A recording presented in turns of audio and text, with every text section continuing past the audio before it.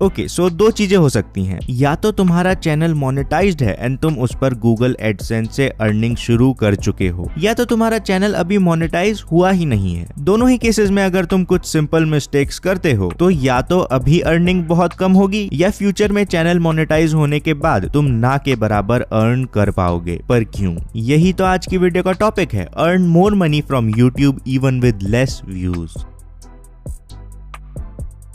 तो सबसे पहले तो एक सिंपल सा फैक्ट समझो, that every view is not equal. जहां किसी गेमिंग चैनल जैसे ट्रिगर्ड इंसान को 1 मिलियन व्यूज के 5 से 20 हजार रुपए मिलते होंगे, कई ऐसे चैनल्स हैं which earn even more than 1 lakh rupees for the same amount of views. Satish के videos, a channel about earning money online, gets a crazy rate of approximately 2 lakh INR for every million views. तो हर view बिल्कुल भी equal नहीं होता है। जरूरी नहीं है एक 10 मिलियन व्यूज वाला यूट्यूबर एक मिलियन वाले यूट्यूबर से ज्यादा कमाता हो। पर अब बात आती है, हम ऐसा क्या कर सकते हैं कि हम कम व्यूज होने के बाद भी ज्यादा पैसे कमा पाएं। बताता हूं।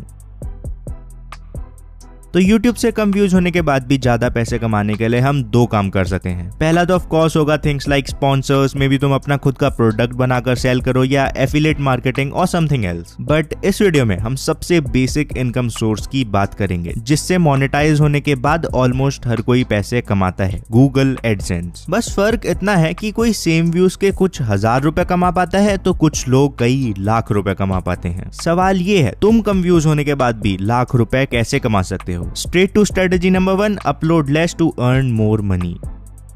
Yes, to earn more money you need to upload less. But why? एक बेसिक फैक्ट समझो, जब कोई कंपनी YouTube पर अपने एड्स रन करना चाहती है वो YouTube को पैसे देती है। YouTube 45% अपने पास रख लेता है और 55% क्रिएटर्स को दे देता है। अब हो सकता है कोई कंपनी मार्च में अपने ज्यादा एड्स चलाए बट मई में अपना एड कैंपेन बंद ही कर दे और वाइस वर्सा। तो ऐसे में तुम्हारी अर्निंग मार्च में तो बढ़ जाएगी पर मई में कम हो जाएगी। एंड इसी को YouTube कहता है सीजनल चेंजेस। जैसे तुमने कुछ यूट्यूबर्स को कहते हुए सुना होगा ना कि IPL में ज्यादा एड्स की वजह से उनकी अर्निंग बढ़ गई या Amazon फ्लिपकार्ट की सेल से उनका फायदा हुआ। तो अगर तुम चाहो तो एक काम कर सकते हो, जब एड रेट कम हो अपलोड्स कम कर दो या तो नॉर्मल रखो। बट जब तुम्हें दिखे कि किसी एक्सटर्नल फैक्टर जैसे किसी फेस्टिव सीजन या सेल्स वगैरह की वजह से एड रेट ज्यादा है, यार अपलोड पर अपलोड करो ना। ये कुछ ऐसा है कि मान लो तुम्हारा एक प्रोडक्ट है, अगर मार्केट के हिसाब से उसका प्राइस कम है तो तुम उसके प्रोडक्शन को नॉर्मल रेट से चला सकते हो। बट जब उसका प्राइस अप जाए तो प्रोडक्शन डबल ट्रिपल करके प्रॉफिट्स बढ़ा सकते हो। So less views more money with the simple technique. But हाँ, साल के कौन से महीने में एड रेट ज्यादा होता है, कौन से में कम होता है, ये तुम्हें एक्सपीरियंस से ही आएगा। इस पर डिटेल्ड वीडियो जल्द ही बना दूंगा। बट अभी बात करते हैं स्ट्रेटजी नंबर 2 की, जिसके बिना तुम अपना बहुत ज्यादा नुकसान करवा सकते हो। तो अब ये स्ट्रेटजी क्या है?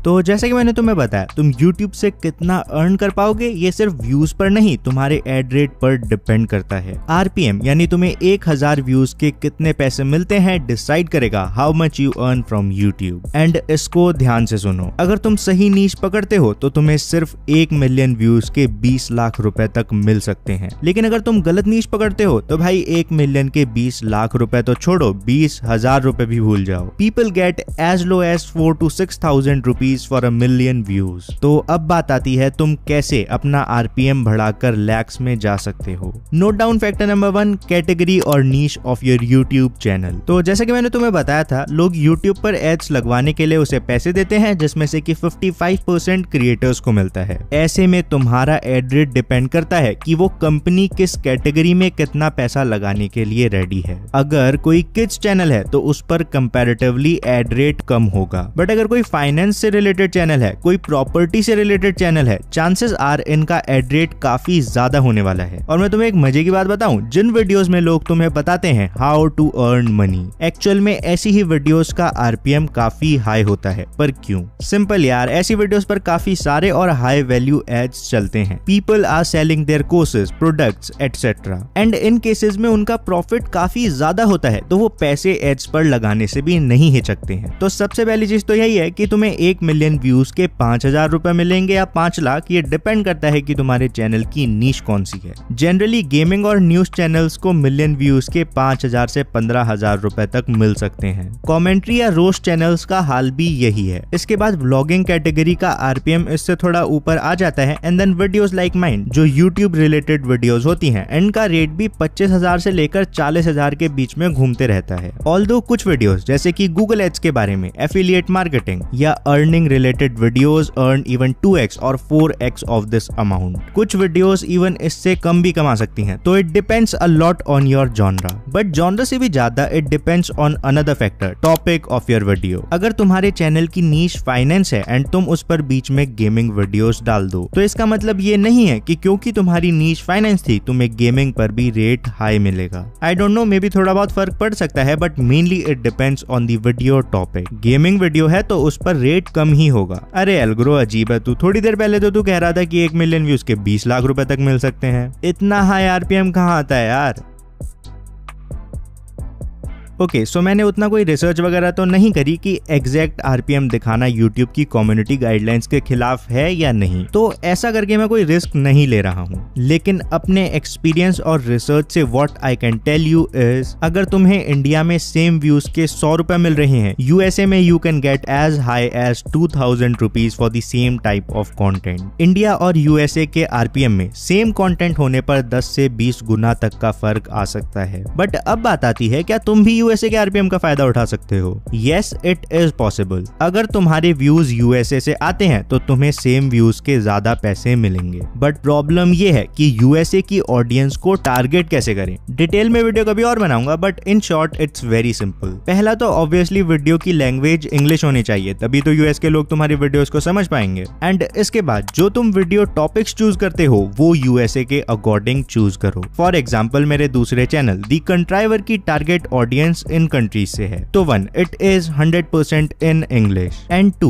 मैं जो भी टॉपिक्स उस पर डाल रहा हूँ वो उन्हीं लोगों के हिसाब से होंगे जो कि मेरी टारगेट ऑडियंस है। सो इन फैक्टर्स का यूज करके तुम अपना एड रेट इवन 20 लाख पर मिलियन व्यूज तक ले जा सकते हो। चलना झूठे, अगर ऐसा होता तो मिथपैट के पिछले महीने 71 मिलियन व्यूज आए थे। अगर वो ये सब करके अपना आरपीएम 2000 कर लेता तो यार वो तो 14 करोड़ रुपए कमा सकता था। इम्पॉसिबल है यार, ये तो ऐसे थोड़ी होता है। चुप, शांति से सुनो, ये भी समझाता हूँ।